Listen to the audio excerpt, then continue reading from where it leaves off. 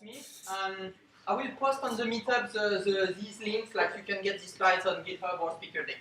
But let's get started. So, I'm right now employee and I'm working as a full-time Node.js developer, and I've been doing web development for like past 2.5 years. I was doing front-end before and now back-end. So basically this talk is about Node.js and what the hell is Node.js.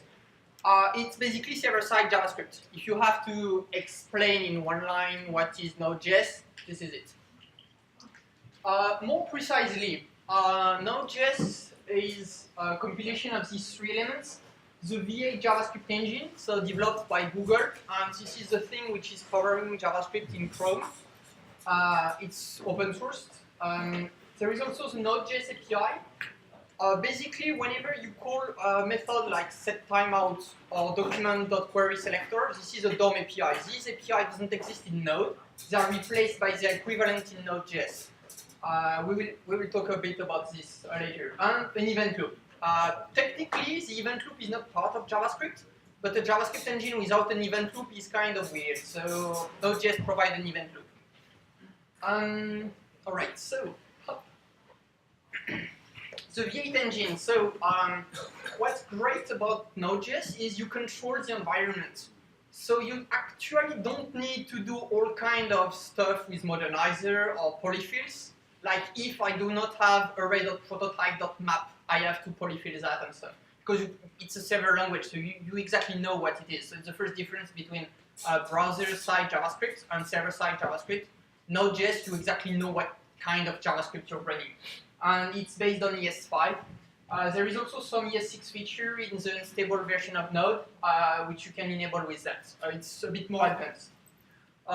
For the anecdote, the current stable version of Node uses deprecated V8 engine, like a really old one, which is not even maintained anymore.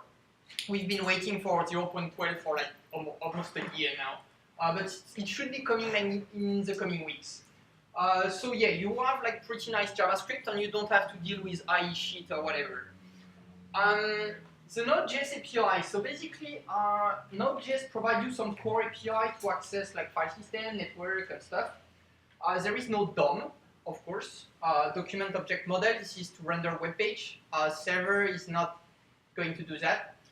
And I would like there is an entire section about the API later. And the event loop. This thing is actually the exact same event loop that you have in the browser. So yeah, JavaScript, so event-driven system. You have a few new functions like setImmediate and process.nextTick. As you may know, setTimeout in the browser has a minimum delay of about 4 milliseconds. It's usually not a big deal, but in browser, like if you want to absolutely run something asynchronously without this 4 millisecond delay, you have these two things. And this is like the event loop. You can get away without even knowing what it is in the browser.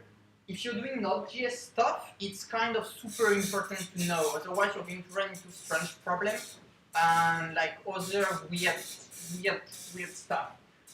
This is a link, and I highly recommend everyone there to watch this talk given at CSS EU Conf, JSConf EU. Like a month ago about the event loop. Really great talk to learn everything about like what it is and how it works. So Node.js has a module system. If you're doing some kind of medium to large scale browser development, you probably use something like require.js or browserify because like doing everything in one file, it's not manageable. So quickly, like people started to use a module system, and in Node it's command.js. So there is a require keyword, which is a function where you can actually like synchronously get some files from other part of your application.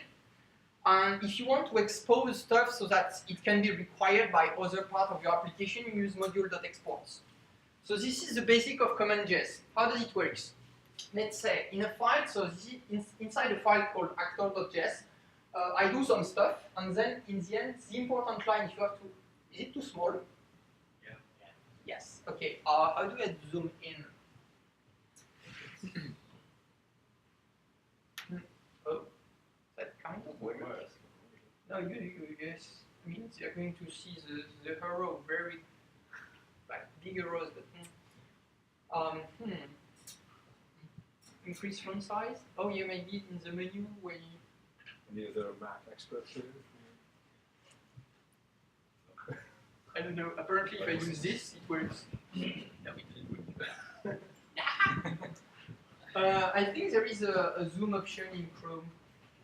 Is it full? So here you can see like three expert web developers in action trying to zoom in a browser.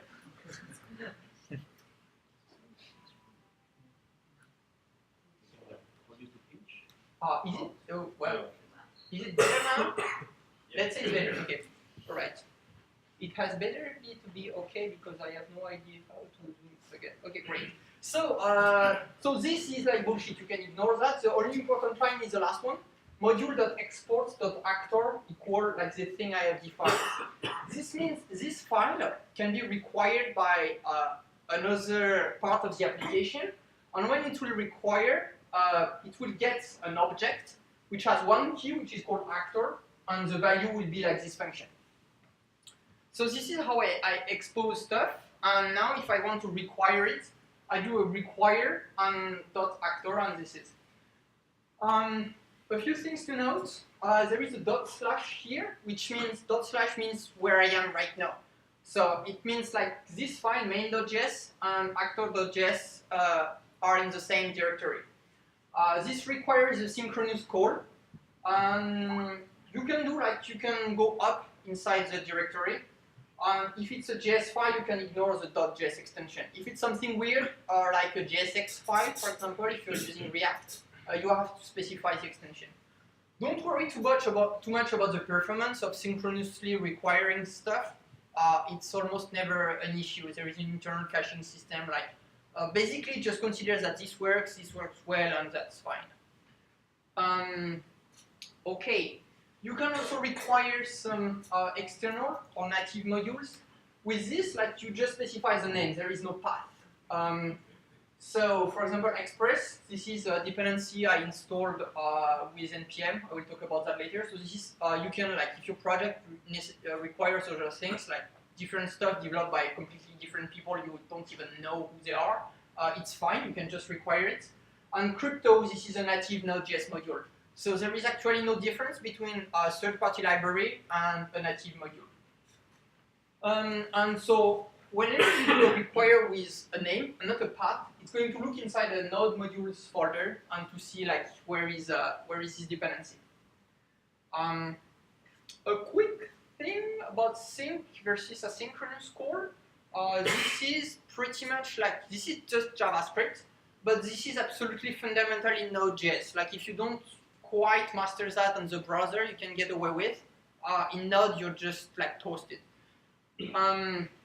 So let's try an example. If you want to read a file, this is a synchronous version. So I require fs is file system. So this is a native core Node.js API, which allow me to access the file system of the machine. And then I do read file sync, the path to the file, and if there is an error, that's it. So this is pretty familiar. This is a synchronous version. There is, it's blocking. That means if for whatever reason this call takes a really long time to return, absolutely nothing else can run. I will go into that later. So usually in Node.js, you do everything asynchronously.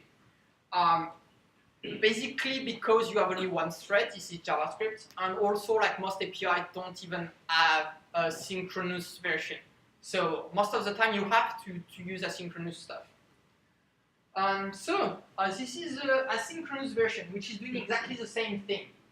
A few things to note. So first, up until there, it's exactly the same argument. And then there is a function called a callback. I will go into that just a bit later, with an error and the content of the file. And here I have to check if there is an error. I do something. Here I just log it. Otherwise, I got my file, and that's fine. So about this one, let's try this one. So first line, like, it executes, it requires file system module, perfect. Then it executes the console.log. The next line to be executed will actually be the one after done reading file with a question mark. Then the result, which will be undefined. We're going to have a zoom problem. And then, oh no, that's actually the last line, perfect. Got file sometime later. So between this line and this line, like, sometimes can pass. You don't know how much exactly, but basically it's meaning like it's JavaScript, so you have run to completion. You start here, you run everything, and once everything is run, like, yeah, I just do nothing until this call is completed, and then this function, the callback, will be executed. How to do error handling? This thing, if you try that in Node, it's going to just crash. Demonstration, it crashes. Because, like, yeah, this is still pure JavaScript, so anytime you do an asynchronous call, you lose a stack. And with losing the stack, you lose the context. So this is different, and the try-catch doesn't exist at that point. So you don't do that. You usually don't throw error in Node.js. Because, like, usually when you throw error, you crash the process. So instead you use a callback. So the signature of a callback is the first argument is always an error, which is usually null, hopefully. And after that you can pass how many arguments you want. And when you invoke something which is asynchronous, you give it any number of arguments you want, but the last one must be the callback. So that's how you spot something which is asynchronous. The last argument is a callback function, and the callback function you can spot them easily because the first argument is an error. It's always called ERR or error. It's basically like how everyone writes it. So this is basically how everything works in Node. Yeah, so a few things, key point, like there is no return value. So if you do something asynchronous, var my stuff equal do something async, the my stuff will always be undefined. It doesn't work anymore. You need to pass a callback. You do not throw error. And if there is an uncaught error, like it will crash the whole program, which is pretty bad when you start Node.js and you discover that. For those who have this experience, there is this. You can add an exception handler to at least make your web server not completely stop when there is an uncaught error. This is like a patch. You shouldn't rely on that to build like robust applications. Okay, and last question is event loop. For people who are not quite sure what it's for, like this is what calls a callback. How? So let's get this example again. What it's going to do is it calls a read file function from the node from the file system API. And while doing this, so it reads that and takes a callback and registers that with this function and puts that inside the event loop. And then it does nothing inside the main thread. The main thread is what executes your JavaScript code. And when read file finishes, it puts the callback inside the event loop. And at that point, like there are two possibilities. Either when the callback is put back into the event loop, something is running, like you are running some kind of JavaScript code, then it waits until this code completed, and then it executes the first thing inside the event loop. And if there is nothing executing when the callback comes in the event loop, well, it's executed at that time. So that's basically how it's done. This is pure JavaScript. This works the exact same way inside the browser. If you do an XHR request, it's the same mechanism. Okay, a bit more advanced. To manage asynchronous flow, you have promises. I talked about that a bit. Try to understand callback before promises. It's a bit more advanced. Generators, which combine really well with promises, and the async function in ES7, which are like super nice. You can write synchronous looking code with which are actually purely asynchronous. But this is an introduction, so let's not talk about that, but instead talk about package.json and npm. This is an example of package.json. I will go over the field. This is basically the signature of a Node.js project. If you see some kind of source code with package.json in the root of the folder, you know it's a Node.js thing. It's basically the same as like a manifest for the Android application, or I don't know, like a makefile, a main.c for C application, stuff like that. So inside package.json, what you can put a few general information. These are not very important. The name is important though. If you want to publish that and make your module public so that everyone can use it, the name must be unique.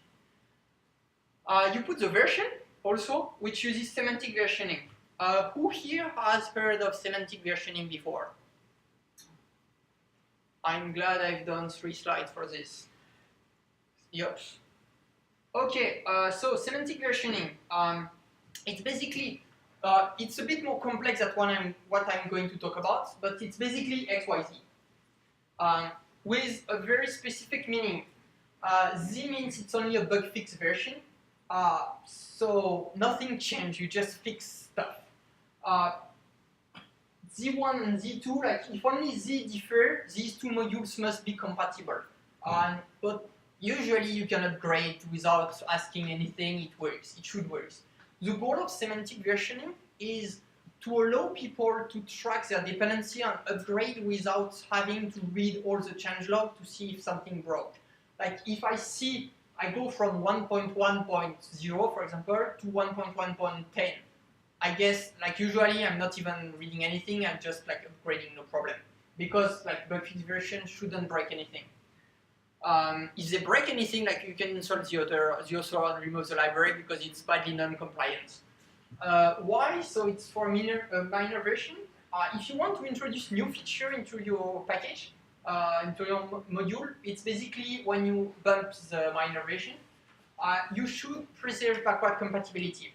That means if something is like 1.2, code written in 1.2 should still run in 1.3, 1.5, 1.7.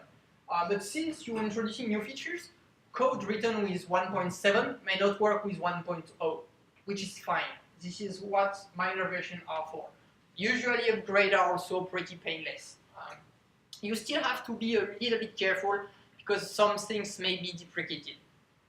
And X, so this is a major version. If you are doing a new API, breaking change, whatever, you bump the major version. Try not to do that too often, and reserve that really when you change the API completely. Because when you do that, you should provide an upgrade guide. So this is not like required, but it's very nice for people who are using your module. So that's basically how semantic versioning works. There are a few more things, like if you have alpha, beta, release candidate stuff, but this is enough usually. The whole Node.js ecosystem works with that. Everything in Node uses semantic versioning, and npm uses that too. You can, in package.json, you can also specify the repository where you find the code. Node.js ecosystem is mostly based on GitHub. Almost everything is there. And the engine. Engine means, for this I need Node 0.8. Whatever. This tilde means whatever, for the bug fix version. The engine stuff is not super well respected. This requires 0.8, it runs fine with 0.10. It's okay. You should try, like, if something requires a higher version of Node, you should like check a few things at least before running the module. The license too, you can put several licenses. Node ecosystem is mostly open source, MIT or BSD mostly, so this is where you put the license. And the dependencies, if you want to like get packages written by other people, that's where you put them. So here I need underscore express mustache and socket.io. These are the version. The tilde here means I don't care what the bug version is as long as it's at least superior to this one. When you run npm install, it's going to read the dependency inside the package.json and automatically install them. So you do not commit the node module folder, which holds your dependency inside source control.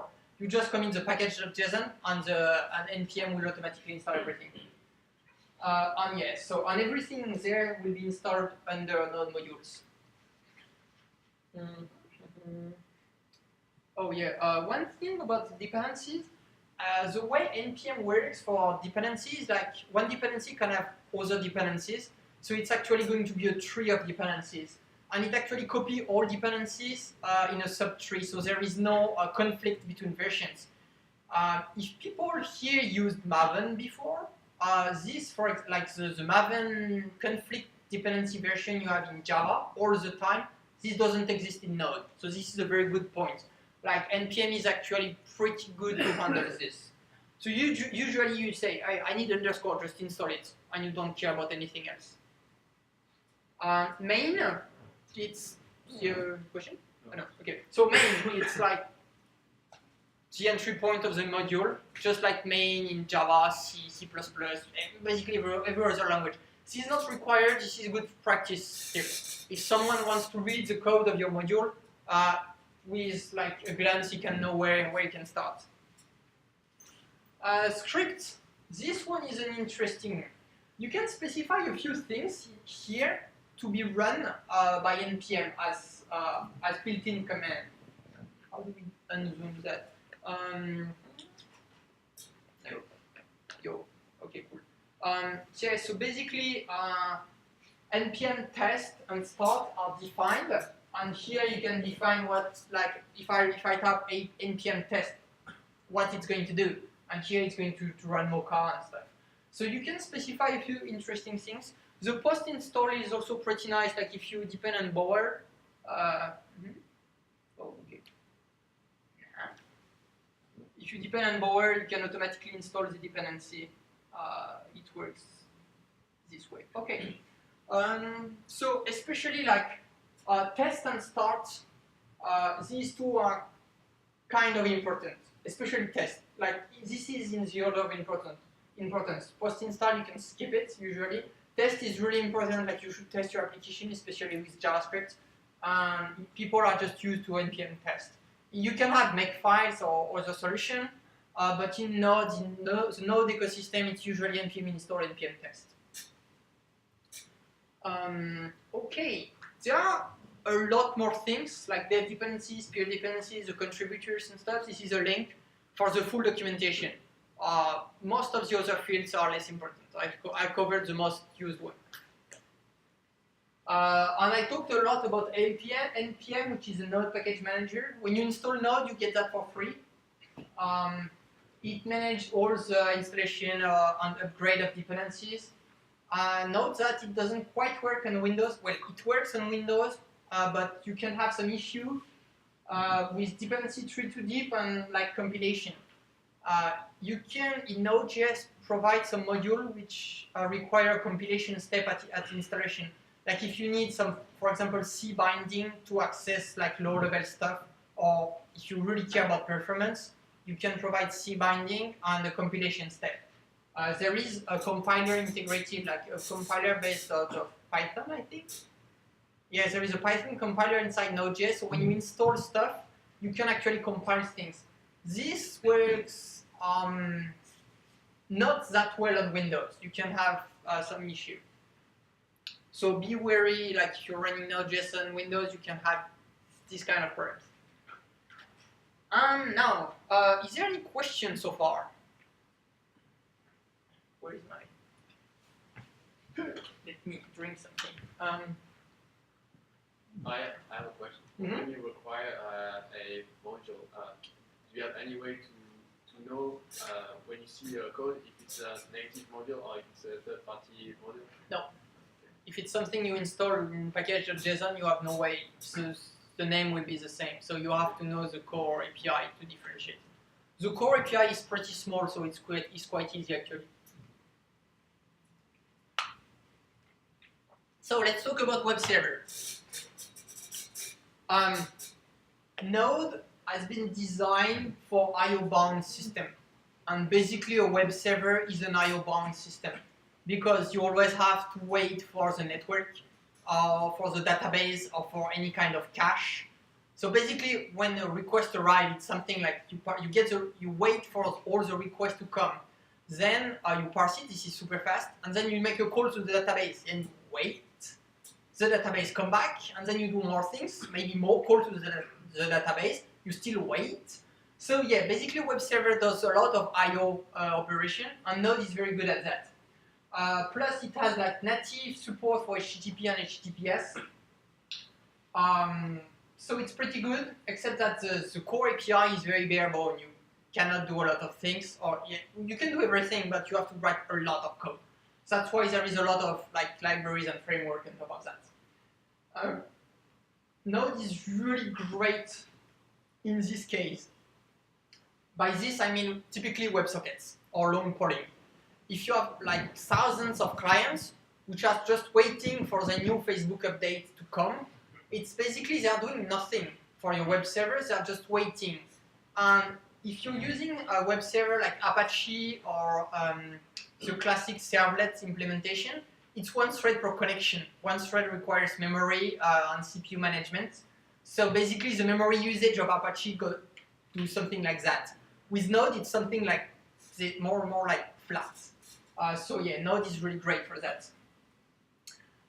So this is a web server in 11 line. You can, and that's really it. This is a native Node module, no need to install anything. I define a request handler which is just going to respond hello with a status code of 200, perfectly fine. I create the server, giving him this thing, and then I tell him to listen on this port. This is an asynchronous function, so this is a callback with an optional error. If I have an error, then yeah, something crashed, sorry. Otherwise, I'm ready to go. So that's basically it. As you can see, it's super easy, super simple. This is like, when you install Node, you can run that without anything, like any dependencies is integrated inside Node. So it has really been designed for this kind of thing. Except that you cannot do a lot of things, like, oh yeah, there is this thing. So this is like a stupid example, which computes every time a Fibonacci number. This is exponential and stuff, and so it's going to take quite a lot of time. AB is Apache benchmark, so I run a quick benchmark on this, like with 10 concurrent connection on my local machine, like pretty powerful one, and I have 0.28 requests per second. So this is how slow it is. So Node.js is not fast by itself. If you're writing this kind of things, it's going to be extremely slow because every time you have to compute something, everything stops. Which means, so Node.js is great for I/O bound system, extremely poor for processing. Don't do any processing in Node.js. Or you are very advanced, you know what you're doing, and you master a lot of things. But in an introduction, like, don't do any processing. So keep in mind this thing. Also, the core API doesn't provide any routing. So if you have /foo and /bar, you have to parse that yourself. If you send anything within a post request inside the body, you have to parse that yourself to handle all the chunks and multi-parts form data and things. There is also no cookie support, like cookie in HTTP are implemented inside a header, but that's it. So you have to parse the header, etc., etc. So actually, there are a lot of library and frameworks which do all of that for you. The most popular by far, like the number one, is Express. Everyone knows Express and uses it. Restify is very close to Express, but is only focused on the API. Express can do like view rendering and a lot of other things. Restify, it's only like you want just an API and you don't care about the front end. Koa is built by the same guys who built Express, so it's very similar. It has a very similar feeling, and it uses generators with the latest unstable version of Node. It's probably the future, but not quite production ready, like because Node is unstable on 0.11. Then there is Kraken, which is a Node framework used and designed by PayPal. Like PayPal is using Node.js internally heavily now. Sales.js also. I didn't write anything there because I have no idea exactly what's special about this one. Loopback see Jeremy with the next talk. Weibo, this is the one I know made by Ram here. This one is based on Core. All the others, all like Kraken, Sales, Loopback are all based on Express. Weibo is based on Core. So if you want to use generators, this is a good choice. There are other frameworks, I guess, or maybe not. Like Core is pretty new, so if you want to use it with a framework, you don't have a lot of choices. But hey, that's your time to shine. And I could have added a lot more. There are a lot of other frameworks and libraries. So let's see how Express look like. I require Express, fine, and then I can directly say, okay, get. If there is something on slash, I reply with hello. If it's on ping, I reply with pong. It's automatically going to set the status code to 200. And if there is something after that, so it executes in order, like not slash, next one, not ping, okay, star, whatever. No, didn't find that. So you set the status, you send that, and then app.listen, that's it. So this is a pretty nice upgrade from the core HTTP server from Node.js.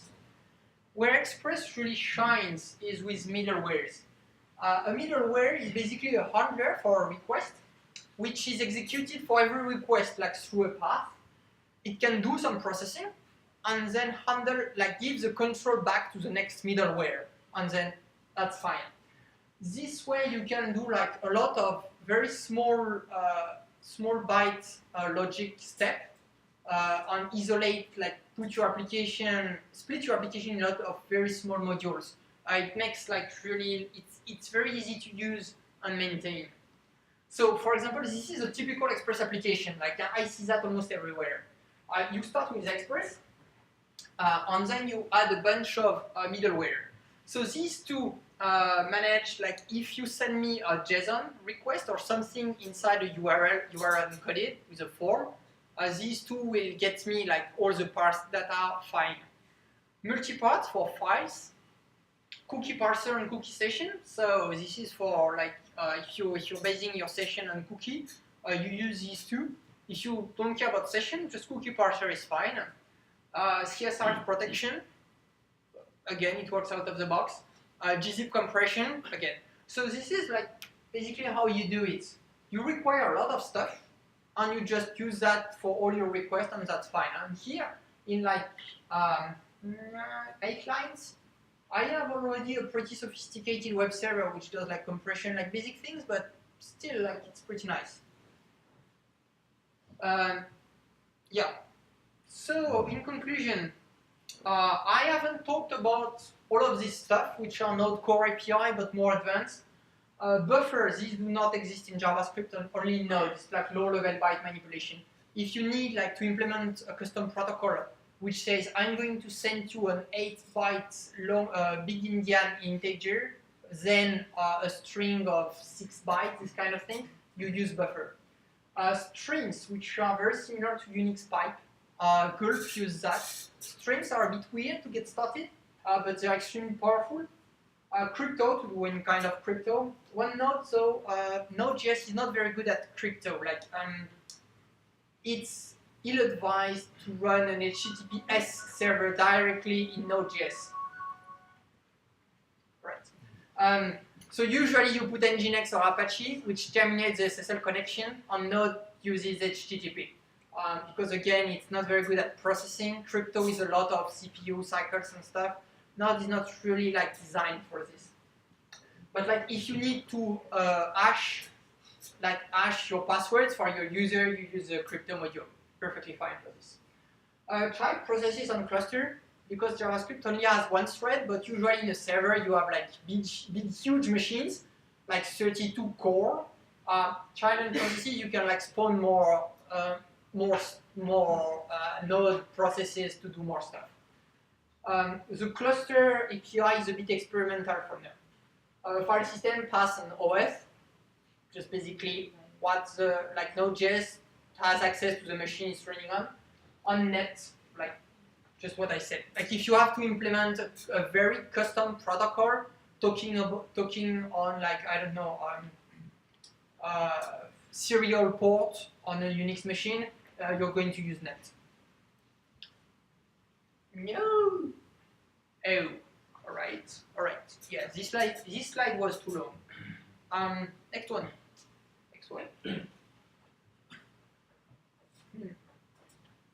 Yes, about the ecosystem. This is the total number of Node.js package. This is 2 years ago, and this is basically like 6 months ago. As you can see, it looked like an exponential curve. This is the number of installed package. So this basically shows the number of like how many people are actually using Node. As you can see, like it grows too. So like yeah, the ecosystem is pretty great. You can find a lot of things, and the community is huge and is growing.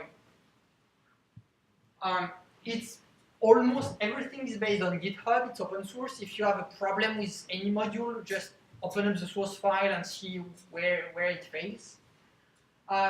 The philosophy in Node is to write small module, like very small. They do exactly one thing very well, but one thing. And if you need complex function, you just compose these modules. Just like the Express example. Out of the box, Express has limited functionality, but you add a lot of middlewares. So this is a lot like the Unix philosophy, where everything is a file and pipe, and you just pipe things together to get more complex things. And because of the huge number of packages, like virtually anything exists. So if you think, hey, I have this super idea, but I need to do, I don't know, cryptography over WebSockets. Yeah, probably something exists to do that. So just search on Google or use npm search, and you will probably find what you want. A few things if you decide to use Node.js. So yeah, great for I/O bound system.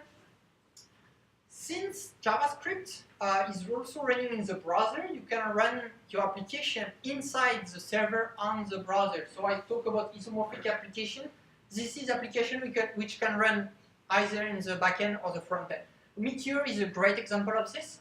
React is also, we can also do that. Like for example, you have a single page web application, but the first time someone get everything, you already render everything and prepare, like you have something which is already working inside the client, so they don't have to download more JavaScript file and do some JSON request. And then after that, everything runs in the client. So this opens up a lot of new, like very creative ideas to get more robust or faster web applications. Yeah, it's JavaScript, so you have only one thread. You don't do any processing in Node, like ever. If you have to, well, you spawn other processes, or you queue that, you queue this job into a queue which is executed in other machines, but don't do any like processing intensive job inside your main thread. And yeah, JavaScript, which is a big plus and a big minus. JavaScript, like if you want to prototype something, you have an idea, you can get up and running extremely fast. But if you try like to do like big code base, like a few thousand lines, it already starts to become a bit like not that nice. A few tens of thousand line, good luck. If you go over that, you'd better have like good practices, test coverage, everything in place to make sure it's still manageable. So yeah, that's JavaScript basically. This slide was too long too. Yeah. All right. And I think that's all. Oh no, some resources. These are all links, so you should have like download this. Node package. This is a video from a guy from PayPal who did a conference at Scale about anti-patterns, because like the story at PayPal, their traditional stack was Java and C++, and they started to migrate to Node.js. So they still have a lot of application running in Java and C++, but all their new stuff is using Node.js. And they have some pretty great stories about that. Like for example, they decided to start a new application and to see like they already had like a JavaScript-based view engine, but all the backend was still Java. So they took like two teams. One team of 6 engineers are doing Java. So they used all their existing stack on tools they had to build this new service. And then another team of 2 JavaScript engineers, they had to build everything, like all the tool chain and modules to interface with all PayPal API. And so they started hacking on this. After 6 months, the 2 projects were equal in terms of features and capabilities. The Node.js one was like not optimized at all, and was still like much faster than the Java one. So they were pretty much convinced, and now PayPal is mostly running Node.js. So on this video is very interesting. I find like for all levels, if you are very advanced in Node or beginner, there are a lot of stuff you can learn from this. Basically, things you should avoid because it doesn't quite work. One example from this, just one for example, is try to forget your old language. Like if you're coming from Java, you're going to look for something like dependency injection with Spring Webflow and stuff. This doesn't exist in Node, and you should probably like forget that and try to think in JavaScript, which is much more functional than Java. This helps a lot. And String Adventures. This is a Node module, which it's kind of a game. You have nine mini games to learn how strings work in JavaScript. This is super fun to do. Like in 2 or 3 hours, you know nothing about string. In 3 hours, you know a lot, and it's pretty nice. Like the end is like decrypting something using AES and like unzipping an archive. It's very nice and very instructional, educative. Okay. And also we're hiring, like this company, I'm working for it, and it's providing the pizza there. Basically, I'm on the backend team running like Node.js full time, and I really need 1 or 2 people working with me. So if you think this talk like was kind of too easy, or you are really interested and want to know more and be paid to write Node.js, come talk to me after. This is my email, or you can just come and talk to me if I still have voice. And yeah, that's it. Oh yeah, this is the introduction. Node.js is like kind of fun when you have to deploy that in production. Lots more stuff to keep in mind. A few challenging ones. And that's it. That's the last one. Any question, like question and answer? Can I grab a synchronized function? A synchronous function inside an asynchronous one? A synchronized inside an asynchronous. Oh, asynchronous. So you want to make a synchronous function behave like an asynchronous function, or the other way around? Grab the asynchronized one. Oh, no, you can't. Like, you can fake, like you have a synchronous function, you can make a wrapper which accepts a callback and make it believe it's an asynchronous function. This synchronous toward asynchronous, this works. Asynchronous, which has to behave like synchronous, this doesn't work at all. This is just not possible. Like it's a fundamental limitation in JavaScript, you cannot do that.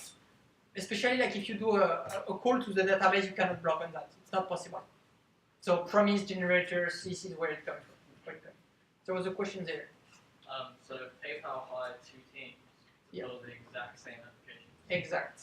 Exactly. It was just for testing. Yes, because like they were trying to evaluate Node.js and how it worked, and what they can build with that, and they decided to do this test. Is there like a write-up? Oh yeah. Yes, I will find you the link again. I got that somewhere, and it was like not a toy application, like it was a portal for like Signal, like something like pretty important and used by a lot of people. So pretty interesting things. Like they were really committed to try that seriously, and it worked super well. So do you use Apache and Nginx as the web server, or just use Node.js? I usually use Nginx in front. Like Nginx is better to terminate SSL connections and serve static files. Although Node can do that too, it's usually better to run Nginx in front. It's like kind of what? So? Any particular benefits of doing so? You get like another, like if you have 2 core on your machine, Nginx can get one and Node can get the other. Nginx is faster than Node.js to serve static content and terminate SSL connection too. Like it's actually better than Node to do this. So yeah, that's basically it. That's mostly the reason. Also, usually if you're running a proxy in front, it's usually used for load balancing too, so you have more Node.js behind. So that's usually how it works. There's another benefit. If your Node application crashes, you can get Nginx to automatically show a maintenance page or something like that. Yeah, that's quite good. But then what if Nginx crashes? It's actually much harder to crash Nginx than a crappy Node server you wrote yourself. Yeah. Any other question? Okay, apparently not. So that's it for this one about Node.js introduction. We're going to take like a 5-minute break to finish the pizza if there is any, and like get some time to like recover. And after that, Jeremy will do a talk about loopback, which is a framework I quickly talk about built on top of Express.